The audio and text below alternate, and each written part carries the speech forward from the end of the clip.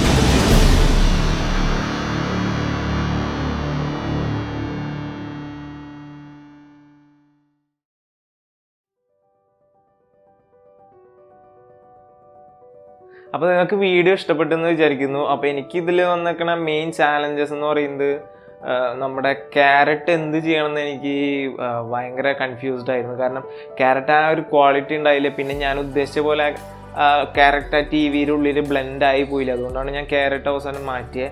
അത് കഴിഞ്ഞ് നമ്മൾ കുറേ കളർ കറക്ഷനും കളർ ബാലൻസും ഒക്കെ ചെയ്തിട്ടാണ് ഇങ്ങനെ ഒരു ഔട്ട്പുട്ട് കിട്ടിയത്. പിന്നെ ഞാൻ TV-യിൽ നിന്നൊരു ലൈറ്റ് പോലെ കൊടുക്കാം, അങ്ങനെ ഒരു പ്ലാൻ ഉണ്ടായി.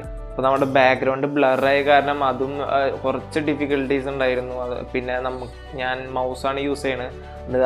അതുകൊണ്ട് തന്നെ എനിക്ക് പെൻ പ്രഷർ എന്ന് പറയുന്ന ഒരു ഓപ്ഷൻ ഇല്ല. ഹൈലൈറ്റ്സ് ഒക്കെ കൊടുക്കാൻ ബുദ്ധിമുട്ടാണ്. നിങ്ങളൊരു ഡിജിറ്റൽ ഡ്രോയിങ് ഒക്കെ അറിയാവുന്ന ഒരാളാണെങ്കിൽ നിങ്ങൾക്ക് അറിയാം, മൗസ് കൊണ്ട് നമുക്ക് അത്ര ഹൈലൈറ്റ്സ് ഒന്നും ക്രിയേറ്റ് ചെയ്യാൻ പറ്റില്ല. അതുകൊണ്ട് ഞാൻ ആ ഓപ്ഷൻ വേണ്ടാന്ന് വെച്ചതാണ്. നിങ്ങൾ ആ പ്രോസസ്സിൽ കാണുമ്പോൾ ഞാനത് ട്രൈ ചെയ്തിട്ടുണ്ടായി, നിങ്ങൾക്കത് കണ്ടു കഴിഞ്ഞാൽ മനസ്സിലാവും. ഒരു ലൈറ്റൊക്കെ കൊടുക്കാനുള്ള ഒരു പ്ലാനിലായിരുന്നു. പിന്നെ ഞാൻ ഇത് വേണ്ടാന്ന് വെച്ചു. അത് കഴിഞ്ഞിട്ടാണ് ഞാൻ ബാക്കിൽ നിന്നൊരു ലൈറ്റ് മാതിരി കൊടുക്കാം അങ്ങനെ കരുതിയത്. സോ ഇതെൻ്റെ ഫസ്റ്റ് ട്രൈ ആണ്. ഇതേപോലത്തെ ഉള്ള പല ഇമേജസും ഞാനിങ്ങനെ ഒരു റിയൽ ലൈഫ് ഒബ്ജക്റ്റ് വെച്ചിട്ട് കോമ്പോസിഷൻ ചെയ്യുന്നതാവും. പിന്നെ നിങ്ങൾ ഇതുവരെയും ഈ ചാനൽ സബ്സ്ക്രൈബ് ചെയ്തിട്ടില്ലെങ്കിൽ ഇതുപോലത്തെ കണ്ടന്റിന് വേണ്ടിയിട്ട് എൻ്റെ ചാനൽ സബ്സ്ക്രൈബ് ചെയ്യുക. Thank you for watching. See in the next video. By.